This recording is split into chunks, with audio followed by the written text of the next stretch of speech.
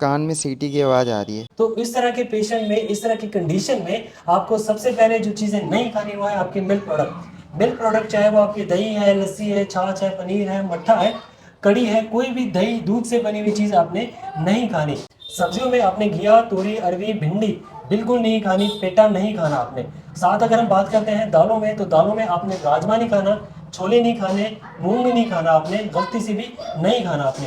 फल में अगर हम बात करते हैं तो केला, अमरूद, माल्टा, संतरा, किनु, अनानास, तरबूज, खरबूजा, ये फल नहीं खाने आपने। गन्ने का जूस दूर से ही उसको देख के भाग जाना आपने। तो सब्जियों में आप परवल खा सकते हैं, जंगली करेला आप खा सकते हैं, कटहल खा सकते हो आप। इसके साथ आप साग खा सकते हैं, पालक खा सकते हैं, करेला, गोभी, बैंगन, शिमला मिर्च खा सकते हैं। गेहूं आप कम से कम खाएं, उसकी जगह आप बाजरा खाएं, मक्का खाएं। इस जैसे और जानकारी के लिए आप होलिस्टिक 7 में आप उनसे संपर्क कर सकते हैं। Thank you.